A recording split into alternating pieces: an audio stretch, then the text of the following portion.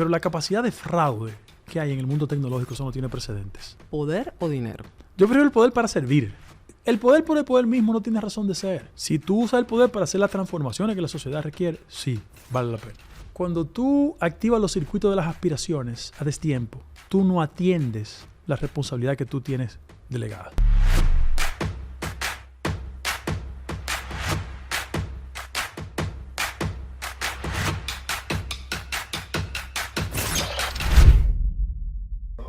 Bienvenidos a un nuevo episodio de Luz García, el podcast. Hay figuras públicas que no solo opinan, ellas cuestionan, tensan y elevan la conversación. Nuestro invitado fue discípulo del doctor José Francisco Peña Gómez, abogado, pensador político y hoy presidente del Consejo Directivo del Indotel. Es una de esas voces que no rehúyen el debate ni suavizan la verdad. Crecido en un barrio, baloncesto y convicciones, habla con la libertad del que sostiene ideas, no cargos. Bienvenido, Guido Gómez Mazara. Placer. Primera vez que yo te entrevisto. Es un privilegio. Bueno, el privilegio para mí. No, para mí. Crecido en un barrio, si cierra los ojos, ¿qué aparece primero de esas memorias? El Parque Eugenio María de Hostos marcó mi vida. ¿Por qué? Porque yo nací en la calle Francisco J. Peinado, la calle del Palacio de Justicia, pero para mi generación, desarrollarme en el barrio era un privilegio porque Jack Veneno era el ídolo de la nación. Todos los domingos hacía la lucha libre en el Parque Eugenio María de Hostos. Entonces yo vivía a una cuadra de ahí. Yo solamente veía la lucha libre los sábados, que era el preámbulo del anuncio. No, y además yo consumía Fortimal y todo ese tipo de cosas, que era un brazo de poder en cada cucharada. Es decir, que tú ibas en vivo. Oh, pero Dios mío, claro. Niños y militares, 25 centavos. ¿Qué hicieron esos años que forjaron el hombre que eres hoy en día? Me marcaron mucho porque el país era un país con muchas turbulencias. Entonces mi mamá, que yo siempre me portaba no bien, me colocaba en el castigo. Entonces me prohibía usar la televisión, Hitachi, manual. Y sobre todas las cosas, yo en esa etapa de mi vida desarrollé mucha conciencia por la lectura. Porque mi mamá no solo me colocaba en el control de la casa, sino que me decía, cuando yo regrese, hablamos del libro. Por ejemplo, mi base cultural inicial, Los hermanos Karamazov, La madre de Gorky, Taras Bulba de Nikolai Gogol, lo leía intensamente. ¿Y no era muy denso para la edad? No. Había un factor, tú no eres de esa generación, pero había un factor que se llamaba chancleta samurái, que esa es una categoría en este país, que me obligaba a eso. Después comencé a leer la literatura dominicana tradicional. Yo comencé con Freddy Prestor Castillo, ¿verdad? Leí el libro de Galíndez sobre la era de Trujillo, que eso me marcó muchísimo, y comencé a leer las obras tradicionales. Creo que el libro que más me marcó en toda esa etapa, de índole no dominicano, fue una novela que se llama Yo el Supremo, de Augusto Roa Bastos, que es una historia del presidente Rodríguez de Francia. Entonces mi mamá, que tenía una militancia política, ¿no verdad? Entonces me daba el libro, vuelve y léelo, y eso me generó que en el marco de un castigo yo desarrollé mucha propensión a la lectura. ¿Lo discutías con ella? ¿La lectura? Lo conversaba. En mi casa había una dictadura femenina, entonces no era posible la discusión, era la obediencia. ¿Sigues teniendo con ese sector, con ese barrio, conexión emocional? Claro. ¿Qué haces? ¿Frecuentas el barrio? Mira, por ejemplo, Jacinta, mi vecina, coronel retirado del Ejército Nacional, chimeamos casi todos los días. Cuando yo no la llamo, va a mi casa. Mis compañeritos del barrio, la mayoría trabajan conmigo. Es decir, nunca perdiste conexión. No, por imposible. Ni se te fueron los humos, ni el ego a la cabeza. Yo no soy un barrio, muchacho. Afortunadamente yo tengo una madre que siempre me mantiene aterrizado y una esposa que profundiza el aterrizaje. Entonces eso me ayuda. Yo nunca he sido una persona con temas de infla de ninguna naturaleza. Yo juego basquetbol con los mismos amigos de siempre. Le doy cuerda a los amigos de siempre. Yo voy a una peña donde no hablamos de política para nada, nos damos cuerda a todos. Y yo mantengo un contacto con el barrio. Era candente en esa época porque oí decir de ti que creciste con músicas altas, situaciones intensas entre los vecinos. Porque es la lógica del barrio de los 70. O sea, no era el barrio de hoy. Dificultades no. Había que pelear todos los días para ocupar el primer lugar en la cancha de baloncesto. Pero a mí me marcó mucho un joven del barrio, Rafa Bastardo. Él le hacía honor a su apellido. Entonces, él usaba mucho la salsa. Le gustaba. Entonces, en mi casa, los fines de semana, éramos impactados por la música salsa que él ponía a todo volumen. Yo comencé, por ejemplo, escuchando a Richie Ray y Bobby Cruz. Yo era un niño, Sonido Bestial. Y un vecino, Tico, Dios lo tenga en gloria, que cuando él entraba en turbulencias emocionales en la casa, él ponía La Lupe. Por ejemplo, yo con 7 años sabía todo el repertorio de La Lupe.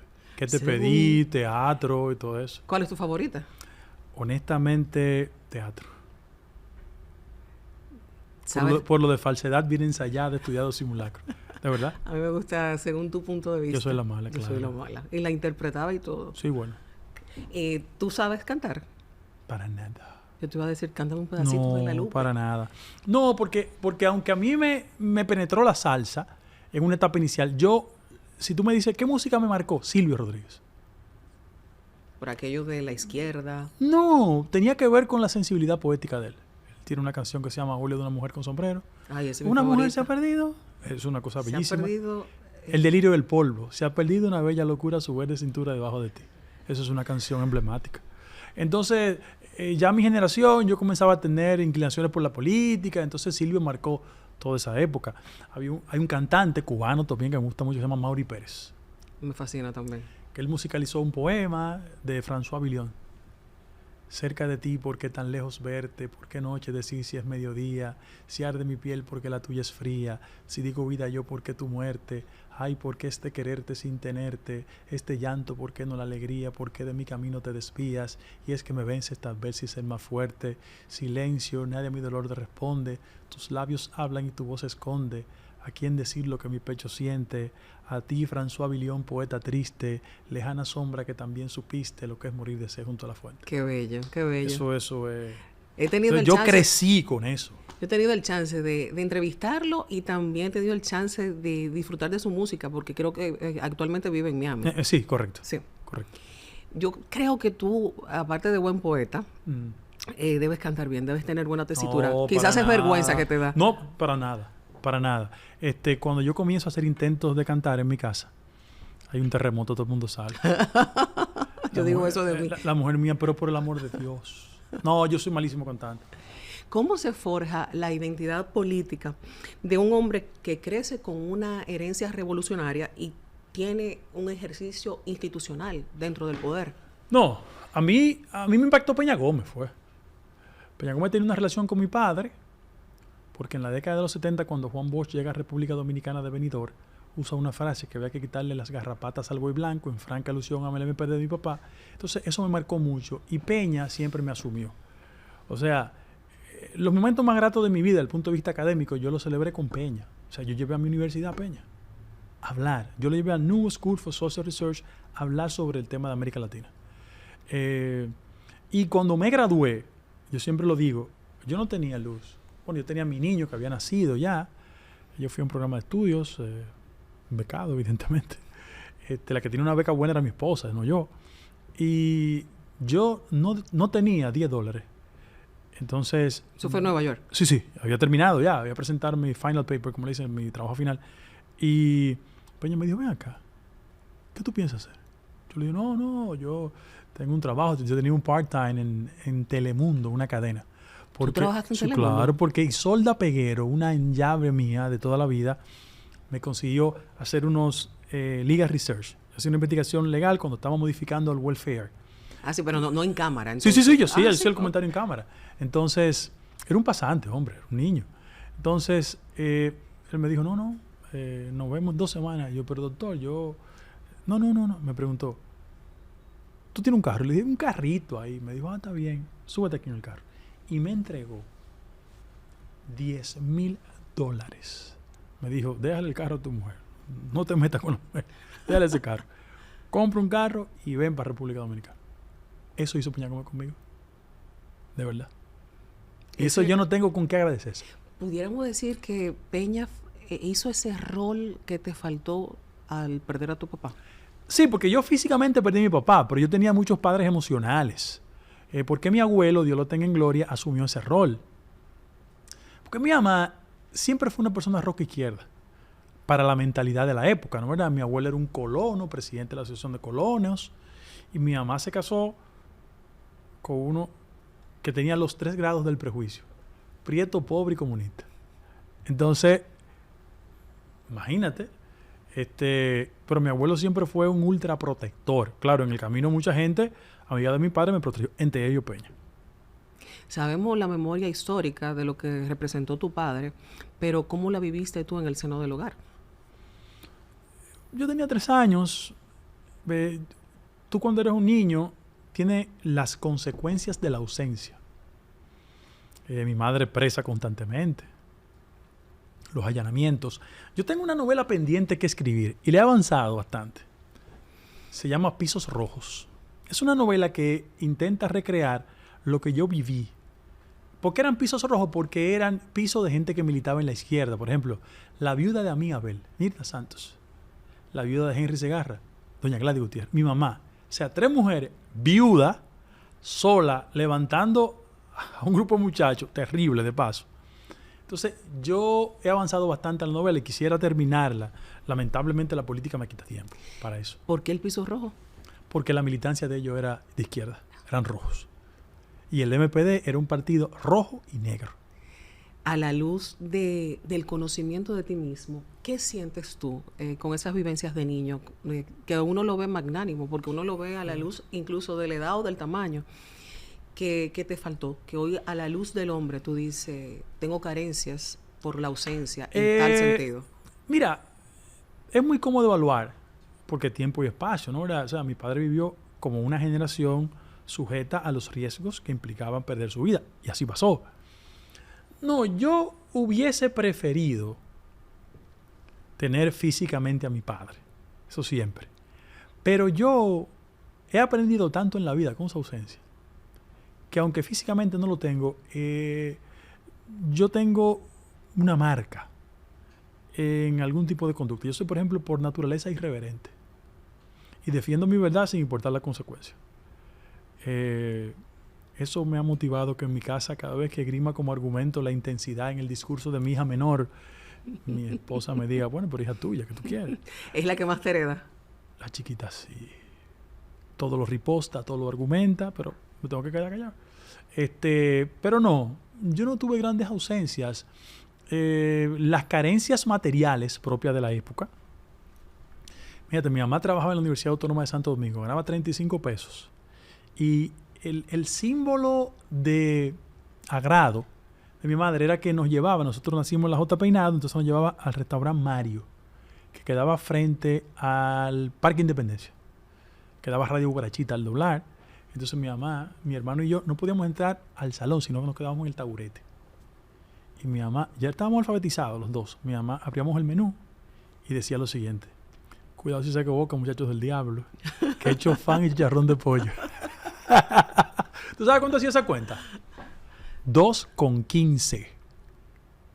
2 pesos con 15 centavos. Eso me marcó a mí, me marcó. Pero era el mejor chicharrón de pollo y el mejor chofán del mundo. Yo no lo he probado todavía. ¿Sí? Creciste con tu madre, con doña Carmen y con tu abuela. Sí, doña Isabel. Doña Isabel, de esa herencia femenina que eran mujeres demasiado fuertes, fuerte. ¿qué te marcó? Tú sabes que era extraño, en el marco de una cultura machista, autoritaria, encontrar esas mujeres. Yo me apeno siempre por los compañeros de vida de ella. Por ejemplo, mi abuelo, Dios mío, mi pobre papá, Dios mío, son mujeres muy fuertes. O sea, ustedes las mujeres fuertes tienen ese inconveniente. Entonces yo tengo nostalgia por la tolerancia de ellos, de verdad. Mis tías son mujeres muy fuertes. ¿Qué te enseñaron? A pelear todas las cosas que yo creo. O sea, mi mamá, si cree una cosa, le da para adelante. ¿De nosotras las mujeres te enseñaron o te forjaron el caballero en el que te convertirías? Sí, lo que pasa es que yo he tenido una perturbación con eso, porque mi esposa, yo me casé con mi esposa porque la quiero y la quería. Y si tengo que casarme otra vez, me caso con ella. Y una mujer muy buena tiene mal gusto, pero es una mujer buena. Sin embargo, yo me casé con mi mujer porque se parecía mucho a mi abuela Isabel. Pero caramba, con el paso del tiempo se parece mucho a mi mamá. Entonces, como bien mezclada, hablan todos los días. Yo digo, pero ven acá, yo me casé con doña Isabel, no con doña Carmen. Entonces, pero de verdad, a mí me marcaron las mujeres. O sea, mis 3 tías, mi mamá, abuela, a mí me marcaron mucho. ¿Te enseñaron a cocinar? Nada. Entonces te malcriaron. Totalmente. Porque yo era primer nieto, primer sobrino, primer hijo. Mamá me malcriaba. Totalmente. Tú tuviste una época que hablaban de ti y hablaban de un dandy, de un príncipe con las mujeres. No, hombre. Fíjate, en este país hay una tendencia natural a construir narrativas. Te ha pasado a ti, que está en los medios, igual que a mí. Yo he tenido un matrimonio ideal. No perfecto. Repito, ideal, no perfecto. Pero cada vez que yo hago un intento de no cumplir con el mandamiento de fe respecto de mi esposa, los cuadros comparativos, mi esposa es tan superior que yo me arrepiento de otras opciones. Porque yo en ella he encontrado una persona solidaria, consecuente, bonita por dentro y por fuera. Pero además, mi esposa es un desafío para mí constantemente. Porque nunca me dice sí a todo. Que digan que yo he sido un dandy. ¿Pero dandy de qué voy a ser yo? Pero, un príncipe. No, en el galanteo. No creo. De verdad. ¿Cuál ha sido la clave de tantos años de matrimonio? La tolerancia. Y el respeto a quien no piensa igual que tú. Mi esposa es hija de unos campesinos puertorriqueños que se dedican, allá le dicen chayote, pero para nosotros es tayota, son unos productores. Sí, bueno. Yo fui cuasi boricua. ¿Verdad? Entonces, como es una persona muy aterrizada, nosotros no tenemos esas complicaciones sociales, ninguna naturaleza. Yo vivo en la misma casa hace 28 años. Yo no tengo fascinación por el oropel, no me gusta nada de eso. Entonces nosotros somos gente muy aterrizada. Te comentaba fuera de, ¿verdad?, de este podcast que tuve el chance de conocerla en una actividad del Defensor del Pueblo y me pareció una persona muy elevada, hermosa persona como ser humano. Tiene mal gusto. No creo que tenga mal gusto. Y tus hijos lo avalan eso. De esa infancia, volviendo a tu pérdida y a esa ausencia de tu padre, cuando lo miras prorrateado, ¿valió la pena lo que él y tantos otros hombres hicieron en favor de la democracia? Totalmente. Yo creo que la sociedad dominicana hoy es diferente por el esfuerzo de ellos. Lo que a mí me llama la atención es que no tenemos conciencia del sacrificio que ellos hicieron. Esta es una generación mucho más desconectada, sin los parámetros existenciales que le caracterizaron. Esa gente no tenía aspiraciones financieras ni nada por el estilo. Tenía un ideal y eso lo movía. Y ya. Sin embargo, yo veo una nueva generación de jóvenes aferrados a diferentes partidos que lo veo con convicción, como si hubiese un resurgir de esa época. No, lo que pasa es que cuando el agotamiento de un modelo hace metástasis en el cuerpo social, la gente vuelve. Aquí hay gente en todos los partidos, en los sectores económicos, en los medios de comunicación con mucho talento. Desafortunadamente, quienes hacen más ruido no son ellos. Entonces, por eso hay una tendencia a equivocadamente generalizar. Pero no, aquí hay mucha gente talentosísima. ¿Qué posturas ideológicas de tu padre y de tu madre por igual te persiguen hoy por hoy? Yo creo en la justicia social. Yo combato diario la injusticia. Yo, sobre todas las cosas, creo que, si bien es cierto, todos los seres humanos acumulamos méritos. Eso es legítimo. Yo creo que lo mejor de esta sociedad es lo que está menos a la vista de la gente. Yo camino mucho en los sectores excluidos, desde el punto de vista social. No solo porque la tarea que tengo tiene que ver mucho con la conectividad de los sectores no conectados, sino por mis oficios naturales. Y cada vez que yo veo a un muchacho de un sector excluido que es excelente en matemáticas, que se gana una beca, tú dices, diablo, lo único que le falta es la oportunidad. Entonces yo creo mucho en eso. De esa militancia política de tantos años, o antes de tener esa militancia política, ¿con qué soñaba Guido? Con ser jugador de la NBA. Desde niño. Esa era mi ilusión. A mí me marcó el baloncesto. Yo fui un jugador de baloncesto. Yo fui miembro de la Selección Nacional de Minibásquet, Small Fry, siendo muy joven. Pero después los estudios me hicieron abandonar el baloncesto. Pero yo todavía, si tú me quieres ver estacionado en mi casa temprano, que comienzan los cuartos de finales de la NBA. Y ahí me quedo con los muchachos viendo el juego. ¿Abandonaste ese sueño por una convicción más poderosa? Sí, claro. Pero la disfruto viéndolo, ¿no? ¿Pero qué era? ¿Una necesidad o una responsabilidad en tu caso? No, en el caso mío, era una responsabilidad. Yo tenía la convicción de que en una sociedad como la nuestra hay que empujar el carro de la transformación. Tú lo haces desde los medios de comunicación, muchos lo hacen como ciudadanos, pero hay que empujar el carro de los cambios.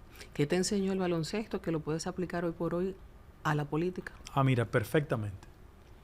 Primero, que la victoria es un juego de conjunto. Eso tú lo tienes analizado ya. 1. 2. Que cuando los jugadores son lentos y se tornan torpes en la cancha, hay que mandarlo para el banco. Y 3. Lo más importante. Siempre es importante tener un buen manager. ¿Tenemos un buen manager actual? Si tú lo extrapolas al tema de la presidencia de la República, que es por donde tú vas, yo creo que el manager que tenemos, independientemente de sus calidades, es una persona que tiene el firme deseo de hacer la cosa bien. Y eso a mí me mueve. Yo cuando he tenido que criticar al presidente, lo critico, él lo sabe. Si alguien es un libre pensador independiente frente a él, soy yo. Y él lo dice. Me recuerda mucho a Hipólito que me decía, no fuyan con Guido, que él es un rock izquierda. Libre pensador. Pero yo al presidente le digo las cosas que estoy de acuerdo y las que no estoy de acuerdo. Creo que él tiene un atributo importante, somos de la misma generación, y es que Luis Abinader no tiene fascinación por el dinero, ¿no? Yo debo ser la opción que tiene más acceso a él. Nosotros nos comunicamos regularmente todos los días, pero nunca lo he visto con inclinaciones de favorece a fulano, todo lo contrario. Y eso me anima. ¿A quién mandarías para el banco que él no haya hecho hasta este momento? Lo primero que yo no soy el presidente. Pero yo creo que todo el que no sea eficiente ni actúe con transparencia hay que mandarlo para el banco.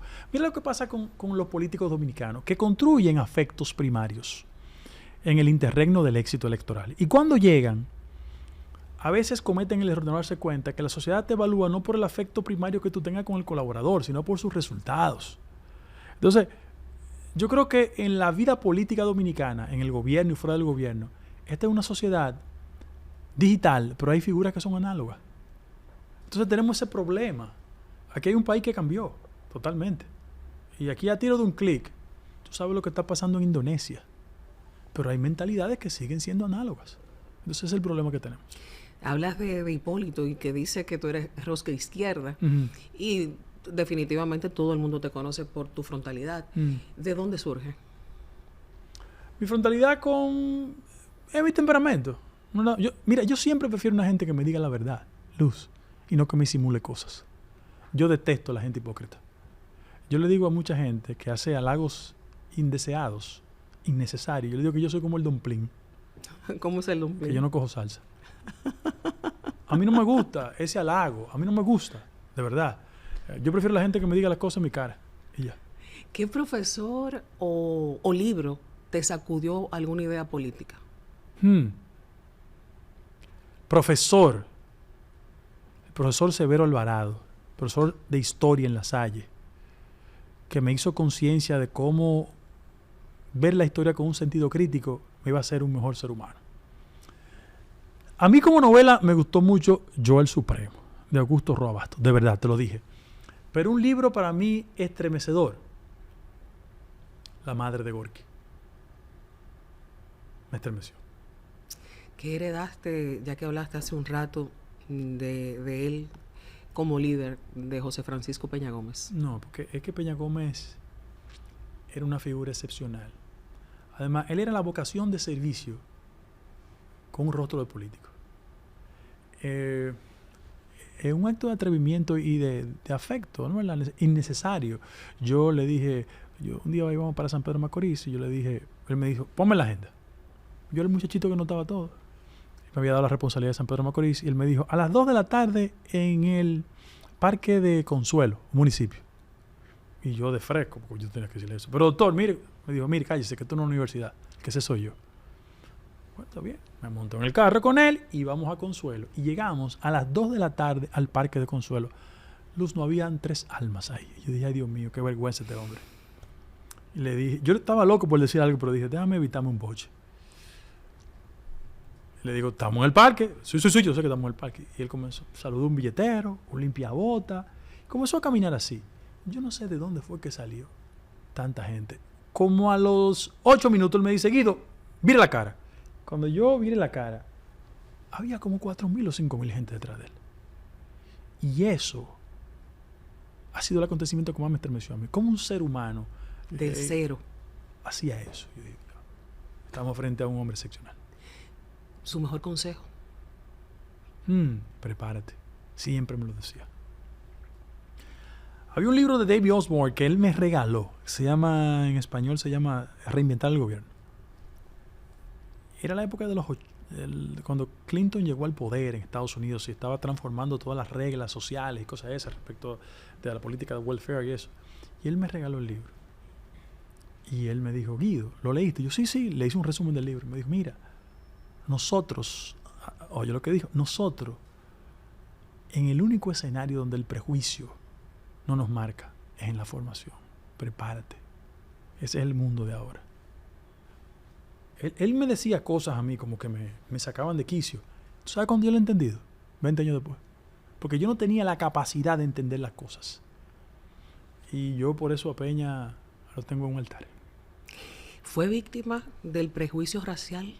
Claro, hombre. Claro. Y de una de las campañas más terribles en su contra. Este país perdió a un hombre excepcional. Peña. ¿Qué legados de él se conservan y se honran? ¿Y cuáles todavía son una consigna vacía? Mira, yo creo que la frase de él de servir a la gente, primero la gente, es un elemento característico de un político comprometido. Desafortunadamente, yo creo que en muchos casos la gente usa a Peña Gómez como el Cid campeador. Que en coyuntura, para transitar por el centro de las tropas, la gente usaba la imagen del Cid muerto. Lo subía en el caballo y él avanzaba para estimular a la gente. Pero hay mucha gente que habla de Peña pero no se parece a él.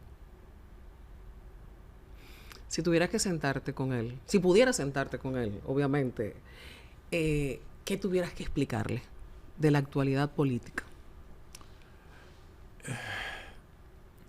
Yo creo que va a ser un juicio un poco duro que voy a decir, pero yo digo siempre lo que pienso.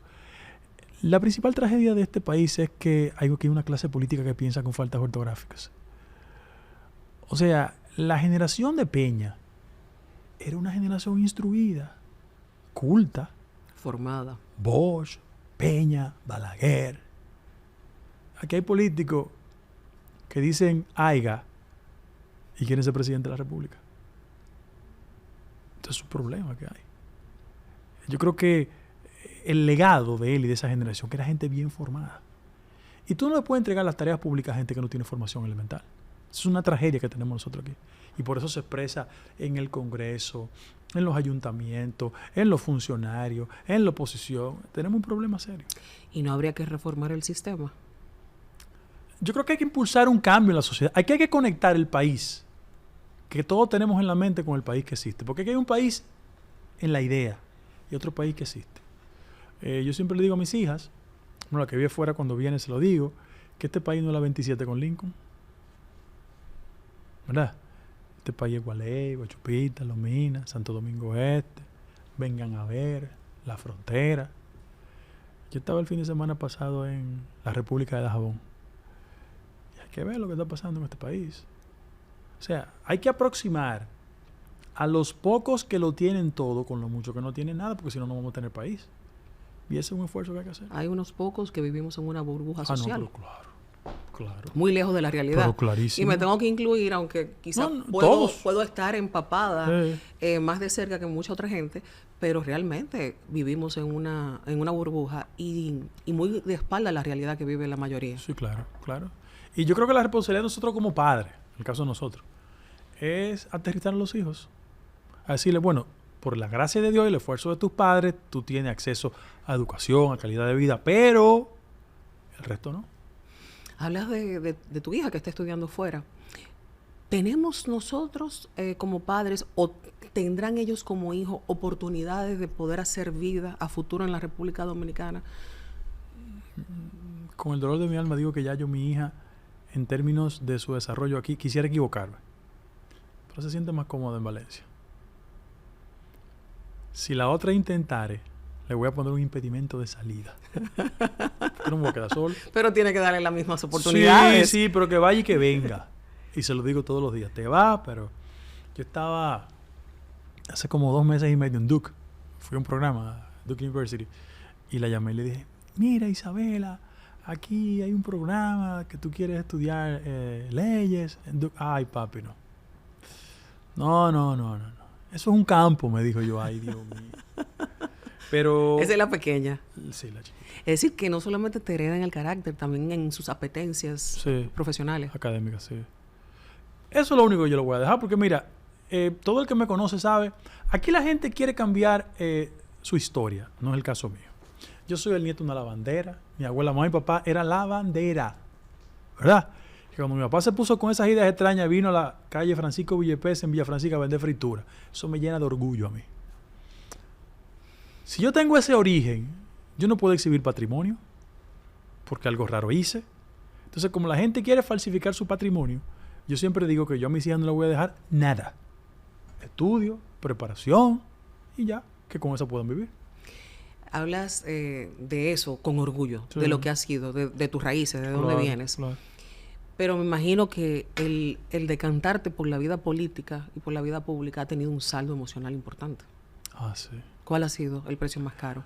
Mira, en este país, quien no puede competir en buena lid contra ti, incurre en el territorio de la impugnación vil. Aquí había un sociólogo popular que se llamaba Buellón Carvajal Martínez, era un abogado ilustre, que él decía que los dominicanos sufríamos del síndrome del buscagoterismo. ¿Busca? Goterismo. En la casa de zinc hay una gotera siempre.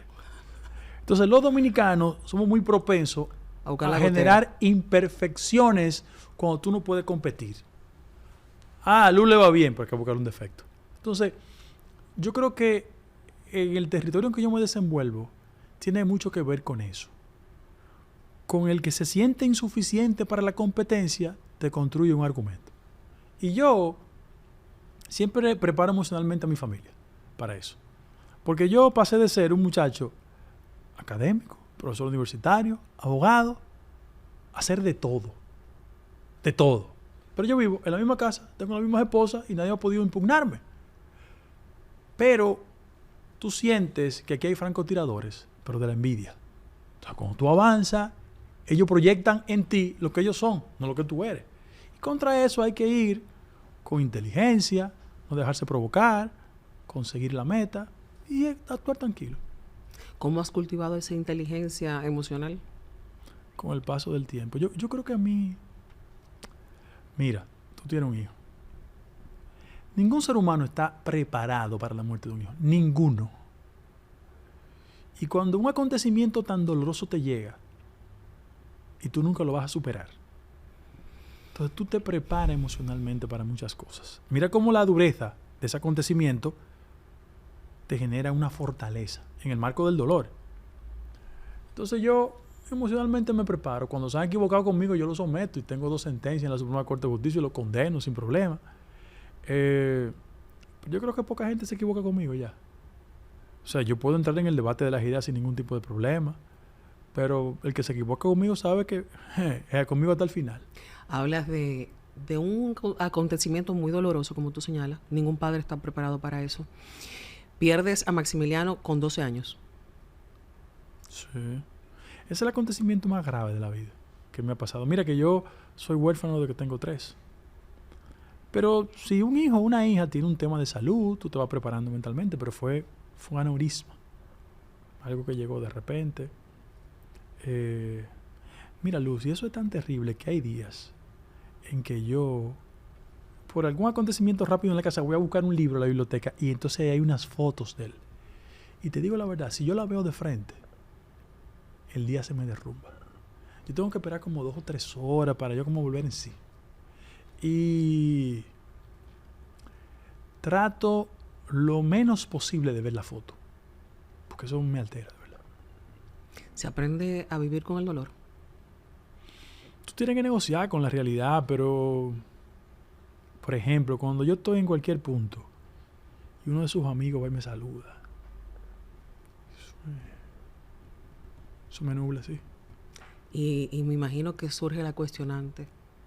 Si hubiese estado aquí, tendría esa edad. Uno siempre hace las proyecciones. Pero Dios, tú sabes, tiene sus tareas en la vida. A veces nosotros los mortales confundimos los tiempos divinos De Dios. Entonces, pero Él al final de la jornada siempre da una respuesta para las cosas. Todo el que me ha intentado hacer un daño se ha revertido. Y yo he tenido la gracia divina de ser testigo de eso. ¿Tú sabes cómo yo reacciono? Ayudándolo. Ya. ¿Sabes que yo aprendí el refrán muy de adulta también? Ese refrán que dice, verás el cadáver De tu enemigo pasar. de tu enemigo frente de tu pasar. casa. Y yo lo reflejo en eso mismo que tú acabas Y de uno decir. no se alegra de eso. No, pero la vida te da la oportunidad Sí, hombre. de aquellos que te detractaron, quizá tú poderle dar una mano amiga. Claro. Volviendo al caso de Maximiliano, ¿te dio chance la vida o fue tan sorpresiva de despedirte de él? ¿Tú sabes que ese día él me llamó? Mis hijos fueron a un colegio bilingüe, ¿no? Entonces ellos hacían New Horizons, entonces iba un año al colegio ya. Yo siempre he creído en la fortaleza formativa. El bilingüismo es muy importante. Entonces, él me llamó ese día. Estaba haciendo un homework, una tarea. Estaba haciendo sobre Hitler. Y me dijo que si yo le podía dar unos datos. Yo, no, claro. Y hablé con él. Y como a las 8:30 yo iba regresando a mi casa y mi hermano me llamó, Fabricio. Yo no le cojo llamada de noche a mi hermano a partir de ahí. Porque esa llamada, él me dijo, ven que tenemos que hablar. Pero me lo dijo en un tono tan extraño. Y me dijo, no llegue a la casa, ve a casa de tía. Mi familia vivimos todo en patio con patio, en la misma cuadra. Yo llegué a la casa y la casa de tía estaba como tan oscuro. Digo, ¿qué pasó algo? Pensé en mi abuela. Pero no. Mi hermano me dio esa información. Yo no supe dónde estaba. Y después me fui a Miami el otro día a recogerlo. Pero no. Mi hermano tiene prohibido hablarme de noche, ni llamarme de noche. No puedo. Porque es que eso me genera una sensación no del todo agradable. ¿Viviste un proceso de depresión a raíz de eso? Sí, yo aumenté. Cuando Max se murió, yo debí aumentar como 100 libras como en 5 meses. Porque lo único que hacía era comer y leer. Más nada. Más nada. Pero Dios te da fuerza también, ¿tú entiendes? Yo veía a mi pobre esposa ahí llorando todos los días. ¿Quién fue el sostén de quién? No, yo de ella. Yo de ella. Pero no era que yo estaba en mejor estado, ¿verdad? Pero yo tenía que disimular ahí porque estaba la niña y eso. Pero a uno, esos acontecimientos le cambia la vida a uno para siempre. Bueno. ¿Vale la terapia de duelo? ¿Hicieron como familia terapia de duelo? Sí, claro. Pero lo que provoca eso es que te atenúe un estado emocional, pero eso no te cambia, ¿no? Hay que aprender a vivir con eso. ¿Cómo logras vivir con eso y empezar a recuperarte? Porque te vimos con un cambio de imagen. Sí. Cuando dice, me tengo que levantar de aquí. No, y además yo tengo una familia. Tengo que seguir. Eso provocó... Nunca lo que llega sustituye lo que se va. Pero a posteriori de esa situación, tuvimos una niña. Ya tiene 13 años. Yo no sé si este es un programa en disposición de yo decir que la estamos vendiendo. No encontramos compradores. Porque, caramba, Jesús, María José. Pero no. No, ellos no han generado alegría. La mamá vive peleando con ella. Tú sabes cómo son ustedes las madres, ¿no? Nunca están conformes con los muchachos. Pero no. Isabela es una estrella. ¿Cómo llega el tema de la bariátrica para ti? Ok. Bien. Yo, que siempre fui atleta, llegué a pesar 290 libras. No te creo. Para que lo sepas. Yo creo que no sé si te exhibías mucho o lo disimulabas muy bien públicamente. No, yo me recogí en ese proceso. Y un día decidí resolver ese tema. Porque me sentía mal. Mal por la pérdida y emocionalmente mal. Y me operé eso laparoscópico, eso es un disparate. La gente no puede tener miedo por eso. Me operé hace 15 años ya. Me operé muy bien. Yo siempre fui flaco. Lo que pasa es que ese acontecimiento me generó un exceso. Yo comía mucho de todo. Ahora no. Yo tengo 14 años en el mismo peso, 190 libras. Pero sé que tiene un hábito muy saludable. No. Yo hago ejercicio todos los días. Y yo tengo una técnica de engañar al metabolismo. Yo como muchas veces de poco. Y no pocas veces de mucho. Y después de cierta hora, tú sabes que cuando uno está en la curvita de la Paraguay, cualquier ingesta a destiempo, ¿no? ¿Verdad? Eso implica, tú no eres de esa generación, pero eso implica, quizás los muchachos sí, eso implica alcoholado en la noche. No, son más jóvenes también aquí que todos nosotros. Pero la generación mía era de alcoholado. Y hay un producto... Eso me recuerda a mi abuela. Bueno, pero hay un producto que yo no sé si todavía lo venden, que se llama Pochún. Es como un mentol chino, que es el infierno. Si tú supieras quién me recuerda eso, me va a matar ella. Yagna Tavares. Y de hecho, cariñosamente le decimos Puchún nosotros. Pero mira, entonces, cuando tú comes a deshora, en cantidades industriales, en mi casa hay, la mujer mía conoce el ritual, me pone el pochún y me pone el alcoholado hasta que yo haga la digestión. Conclusión. ¿Pero en qué ayuda eso a la digestión? Mental. No relaje. Sí, mental. Entonces me quedo ahí y bueno, a 2 horas y media leyendo y vuelvo en sí. Pero yo no puedo comer de noche fuerte. Pero me dicen que tú caminas más de 10 kilómetros diarios. Todos los días. Yo camino tempranito. Por ejemplo, en el Mirador, a las 5:30 de la mañana debe haber como 4,000 personas caminando. ¿Y tú vas como cualquier civil? Sí.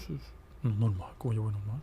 Yo no ando con guardaespaldas, tú me viste a mí. Yo ando solo. Sí, a mí me sorprendió. Yo solo, juraba que tú venías... solo. Cada vez que tuve una gente con 10 guardaespaldas es el tamaño de su miedo. Y además la gente se pone loca aquí, se busca 3 lambones. No, que no funciona así. El otro día leía en algún sitio, no recuerdo dónde, que cuando uno hace un ejercicio o tiene alguna capacidad motora, monta bicicleta, camina, ahí es que uno genera las ideas. Claro. Cuando estás caminando, ¿cuáles son las ideas que te vienen a la cabeza? Muchas tienen que ver con los temas pendientes desde el punto de vista institucional, ahora con mi responsabilidad, y las otras con el orden de las cosas de mi vida. Por ejemplo, yo cuando camino el lunes temprano, yo tengo una idea, por lo menos entre lunes y miércoles, lo que voy a hacer. Mental, ¿eh? Como una especie de organización, un organigrama. Sí. Y ahí automáticamente le escribo a mi secretaria y me la pone. Bien. Yo hago lo mismo, pero de madrugada. Y no es que camine, es que pienso. Pero te agotada esa hora, ¿no? No, aquí amanecen con los correos electrónicos a las 2 de la mañana, 3. ¿Tienes tu tiempo libre? ¿Tiene un político o un funcionario tiempo libre? No, porque esta es una sociedad muy clientelar. Lo que yo voy a decir no me va a ganar un voto. Me puedo malinterpretar, pero lo voy a decir. La gente en este país tiene una falsa concepción de que el acceso a un espacio público, en términos de una función, implica la capacidad de resolver problemas que no tienen nada que ver con tu función. Yo soy presidente de Indotel, pero va gente a decirme que tiene problemas con la caja de dientes, que tiene problemas con el entierro, pero yo no tengo que ver con eso. Parece irrisorio o sí, hilarante, pero es una realidad. Pero no hay, no hay una correspondencia. Entonces, gente que es muy amiga mía. O sea, cuando tú llegas a un puesto público, tú pierdes amigos. De verdad. Y ganas amigos falsos. Mira por qué. Los amigos falsos, tú los ganas si usted quiere, porque son un grupo de oportunistas. Pero los amigos de verdad creen que esta es su oportunidad. Nosotros somos amigos y hermanos. Pero yo, de donde yo estoy, no puedo hacer cosas incorrectas. Entonces ahí viene el conflicto. Lo otro es el tema de la familia. Hay 7 primos que tú no te acuerdas de ellos que aparecen. ¡Primo! Oh, primo. Que los Mazaras son una familia. Sí, eso es verdad, es verdad. Como usted... Siempre hay gente así. Pero entonces, ¿dónde está el tiempo libre? Es decir, sí. el trabajo te consume. Me consume mucho tiempo, pero yo saco tiempo. Yo leo diariamente. Yo tengo un ritual. Antes de dormir, yo leo. Dicen que ese ritual es de gente altamente efectiva y altamente exitosa. Sí, yo leo. Te puedo decir, bueno, sin ánimo de auscultar temas que tienen que ver con tu privacidad, pero nosotros los que estamos casados tenemos una crítica con ustedes, las esposas. ¿De cuál es? ¿Cuál? Ay, mi hija, la luz. La luz. No la vas a apagar. Déjame dormir. Coño, pero déjame dormir a mí. Tú no duermes. La frase, los locos no duermen. Pues yo duermo solo 5 horas, 5 horas y media. Entonces, comienza un conflicto terrenal de la pareja, ¿no? ¿Verdad? Decirte, baja la luz. No puedo dormir. Entonces, a las 5:30, levanta a tu hija. No sé si te pasó a ti, pero cada vez que hay una acción negativa de la hija, es hija tuya. Pero cuando es positiva, es de los dos. Entonces, para levantar a Isabela, es un tema por la mañana. Entonces, cuando no se quiere levantar, levanta a tu hija, porque parece que no es hija de mi esposa, ¿te entiendes? Entonces, esos son los dilemas diarios de la relación de pareja, pero bueno. Desgraciadamente, no tengo ese conflicto. No por averiguar. No, yo sé que no es por averiguar, pero desgraciadamente me gustaría avalarte y decirte que sufro de eso mismo, pero no. Pero siempre hay una dinámica en esa dirección. La cosa buena, mis hijos. La mala, hijo tuyo. Entonces es un problema que tenemos nosotros.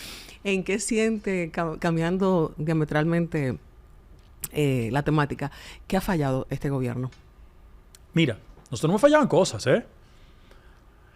Yo creo que el gobierno ha hecho una interpretación ingenua en términos de identificar las políticas comunicacionales. En el siglo XXI el tema comunicacional es un tema determinante. Escúchame que lo diga frente a una comunicadora. Por aquello de que la efectividad del mensaje depende del mensajero. Entonces nosotros, por ejemplo, yo nunca he entendido cómo el gobierno, que hace una inversión significativa en publicidad, perdió en algún momento el control de la narrativa. 1. 2. Yo creo que hay una propensión en el gobierno a reaccionar o sobrereaccionar por los temas de las redes. Te lo doy como dato estadístico. Bueno, una mentira corre 6 veces más que una verdad. 62% de la información que está en las redes es falsa. Y 70% de las personas que la replican lo hacen de manera equivocada. Me consta. Lo acabo de vivir esta semana justamente. Estamos viviendo en un mundo de mentiras, de falsedades, de lo que muchos llaman la sociedad líquida. Entonces, la transformación de una sociedad se da en la gente. Claro, las redes son un instrumento fundamental. Y yo, por ejemplo, presido el órgano. Pero yo lo que creo que el gobierno tiene que hacer un esfuerzo significativo por sentir que la transformación es en la gente. Por ejemplo, el sistema TRAE. TRAE es un sistema que ha garantizado que 1,8 millones de niños y niñas en todo el territorio nacional no tengan que ir en un motorcito a la escuela, porque hay una guagua que lo recoge y lo lleva. Eso es transformador. Eso es impactante. 2. En el caso, por ejemplo, de la institución que yo coordino, ponte a pensar que en el sur, el Banco Interamericano de Desarrollo, nosotros hicimos un proyecto. Conectamos 42 comunidades, 128,000 ciudadanos que tienen acceso a la internet. Hasta ese proyecto, el que vivía en Vengan a Ver y tenía un iPad que le mandó su primo de Madrid, no podía conectarse. Pero quien cometía un hecho delictivo en Miche y se iba para Barahona, a tiro de un clic no lo podían resolver. Ya se puede. Entonces, yo creo que en ese tipo de cosas nosotros tenemos que hacer un mayor esfuerzo para que la gente sepa lo que se está haciendo. ¿Es cierto que en esa zona fronteriza el Waze funciona en creol? No, déjame explicarte. Mira, Verbigracia, las prestadoras de servicio, en este caso el servicio de telecomunicación, son empresas privadas. Ellas invierten donde hay rentabilidad. En la frontera hay menor nivel de rentabilidad que los grandes centros urbanos. Pero el auxilio del gobierno, este es un país que tiene todos los municipios conectados. Lo que hay que preguntar es si la conectividad es significativa, que son cosas diferentes. Sí, en el caso de la frontera nosotros hemos hecho un esfuerzo y estamos inclusive hasta bloqueando todo lo que se llama el tema del espectro radial, pero más hacia el punto, nosotros hicimos un estudio, más hacia el punto del sur, el nivel de penetración es alto, muy alto. ¿Se piensa corregir a futuro? No, lo estamos corrigiendo. Ya yo estaba este fin de semana en Dajabón. Ya estuvimos en el sur y estamos haciendo el bloqueo. Porque, bueno, lo debo decir, cuando hicimos el primer intento, los amigos del vecino país fueron a la UIT, que es la Unión Internacional de Telecomunicaciones, con sede en Suiza, que es la versión Naciones Unidas de la Telecomunicaciones, a decir que nosotros estábamos estableciendo prácticas discriminatorias. Tuvo que yo ir donde Sabasaba, que es el director ejecutivo, a explicarle lo que era, que eso no era así. Porque que los amigos haitianos son rápidos en la comunidad internacional.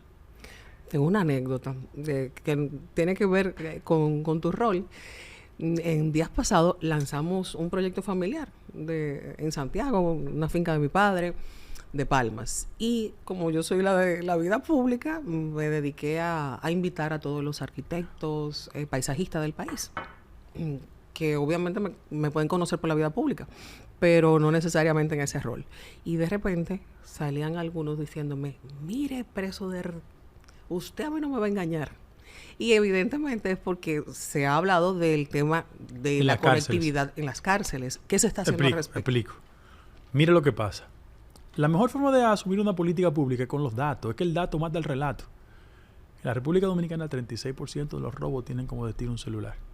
Pero el 90% de la llamada telefónica fraudulenta vienen de las cárceles con teléfonos robados. ¿Qué hicimos? Porque hay que dar una explicación técnica a la gente. Indotel, que nunca había hecho eso, le dio 300 millones de pesos a la Procuraduría. 300 millones de pesos. Con la intención de establecer 5 centros como modelo. No todas las cárceles, 5 centros. Porque hay un inconveniente de orden técnico. Me explico. Las cárceles que hemos dispuesto los recursos son las cárceles que no tienen un entorno poblado. ¿Cuál es el problema? La Victoria. La Victoria hace 60 años no había población, pero ahora es un municipio. Entonces hay que hacer una acción técnica muy especial.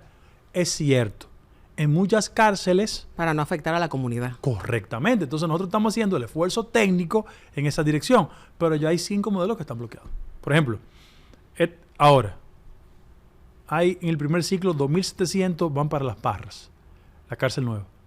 Ahí no pueden usar las llamadas. ¿Por qué? Porque está bloqueado el entorno. Y en otras 5 también la tenemos. ¿Cuál ha sido la principal resistencia en el Indotel? Los intereses creados, hermano. Este es un país de intereses. Aquí todo el mundo quiere apostar al desarrollo siempre y cuando no le toque su privilegio. Entonces tú tienes que hacer un ejercicio ahí de malabarismo para que esos sectores no se sientan afectados. ¿Y vas tú preparado para este cargo? Sí. Cuando el presidente y yo discutimos la posibilidad de ir a otro cargo, yo le dije a ese no.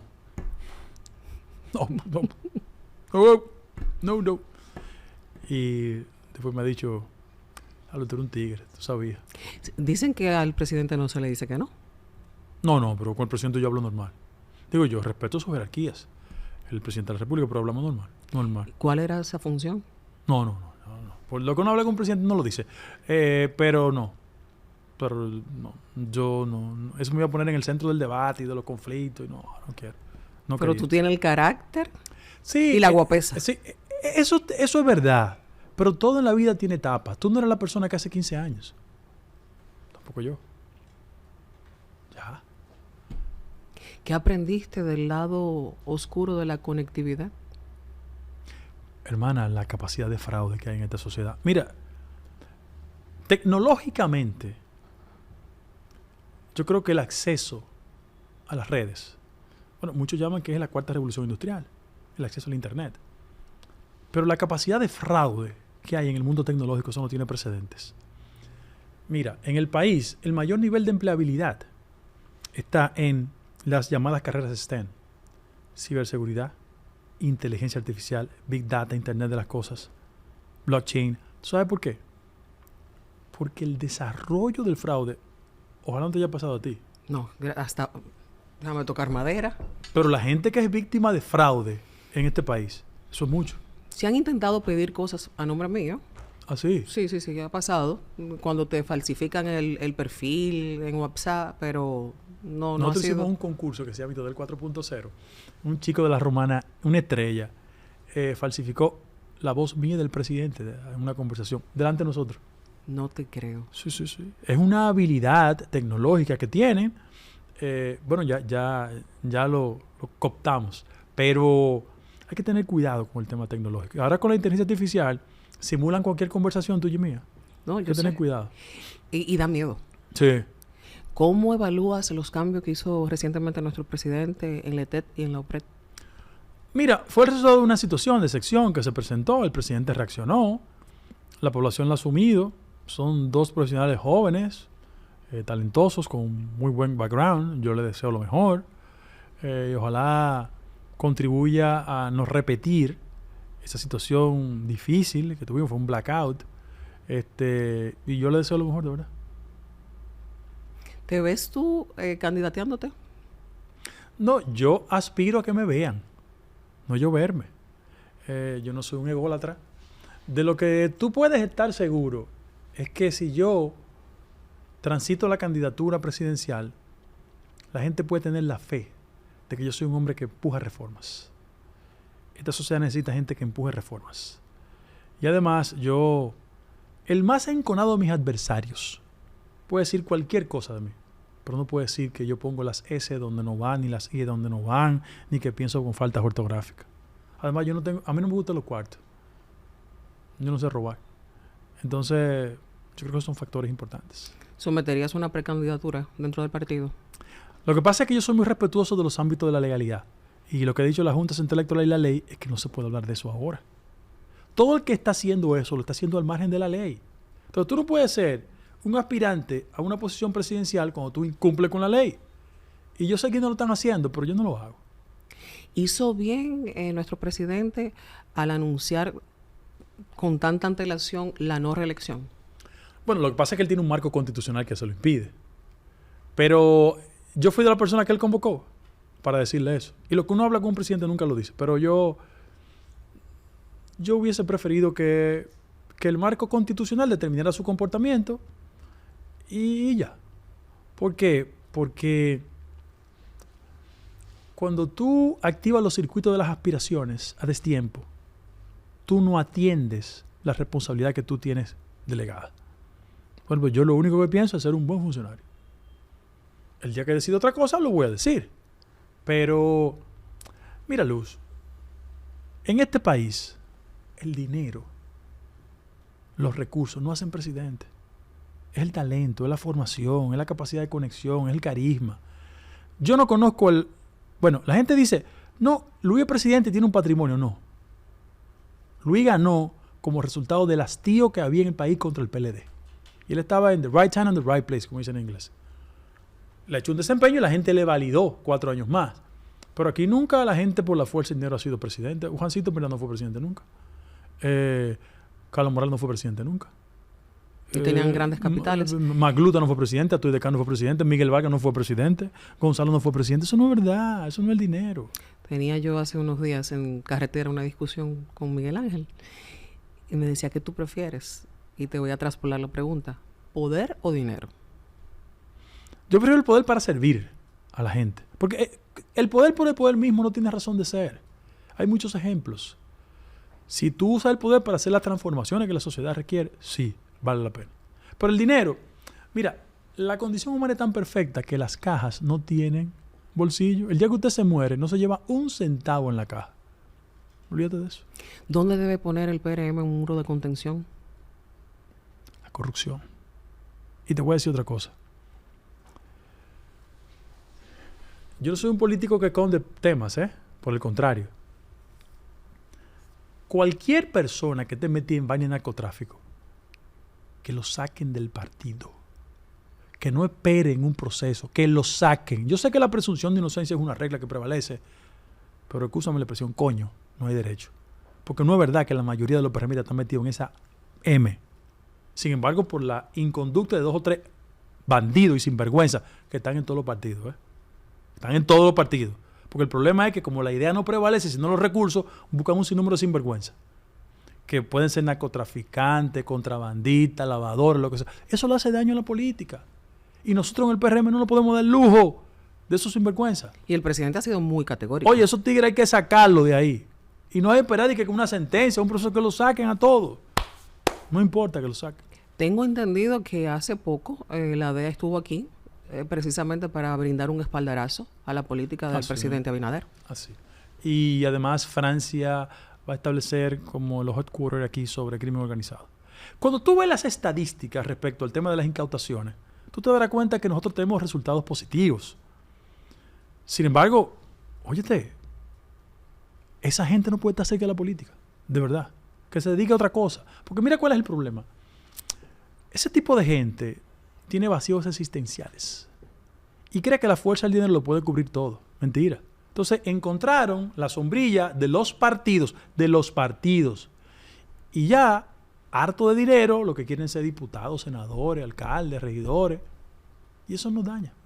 ¿A quién llevarías tú como vicepresidente en una boleta? No, primero tengo que esperar ir a una convención y ganarla. Pero seguro tú tienes vislumbrado a alguien. Sí, yo tengo la determinación de elegir a una compañera de boleta.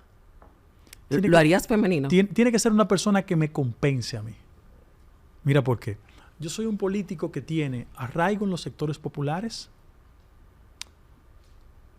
y cree que la sociedad dominicana hay que estrechar las distancias sociales.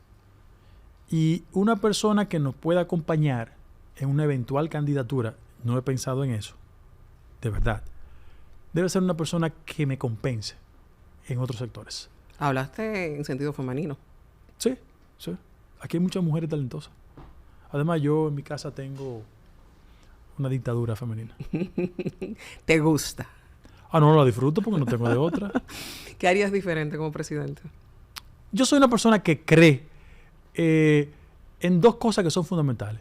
Preservar la paz social con una mejor distribución del evidente crecimiento económico que ha experimentado la economía dominicana.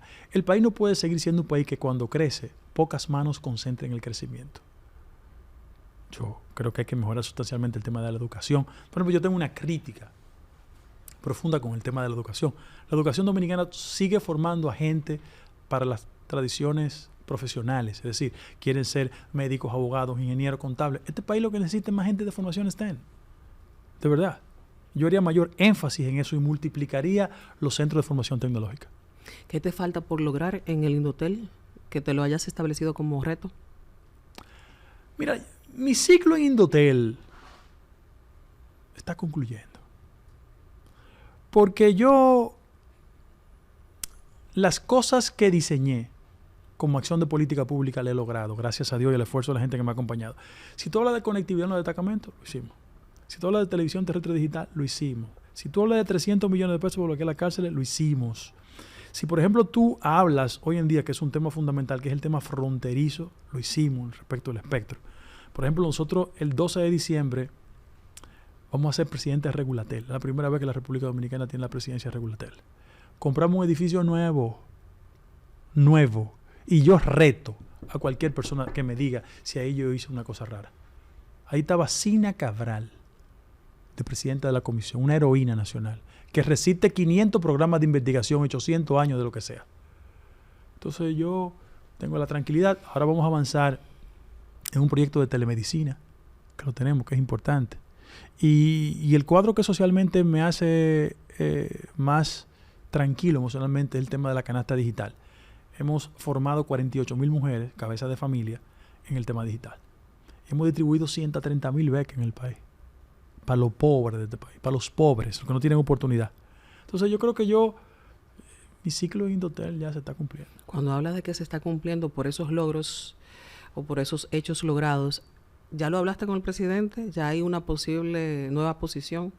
No he hablado de eso. Pero yo creo que mi ciclo, en términos de gestión en Indotel, está concluyendo. ¿Dónde te ves? Donde quiera la gente. Si la gente me quiere en mi casa tranquilo, escribiendo mi columna, dando clases, ahí estaré. Si me quiere en otro sitio, ahí estaré. Si pudieras resumir esta etapa de tu vida en una poesía, en una frase, ¿cuál sería? Bueno, como yo tengo mucha propensión por el poema, yo voy a citar al más fuerte. Era un poeta proscrito, argentino, se llamaba Pablo Bonifacio y Palacios. Y él decía, no te sientas vencido ni aun vencido, no te presumas esclavo ni un esclavo. Levántate, trémulo de pavor, siéntete bravo y arremete feroz, llama al herido. Wow, wow. Bueno, yo me quedo con ella. Gracias, Guido. Yo sabía... Usted. Era un deseo y un sueño tener esta conversación contigo y sabía que llenaría no solamente mis expectativas, sino las expectativas de aquellos que están con nosotros en este episodio de Luz García. Gracias por el privilegio. Gracias a ti. Señores, si les gustó, suscríbanse, lo más importante, a nuestro canal de YouTube, activen la campanita y compartan nuestro contenido. Nos vemos próximamente en un nuevo episodio y nos escuchamos, por supuesto, de Luz García, el podcast. Gracias.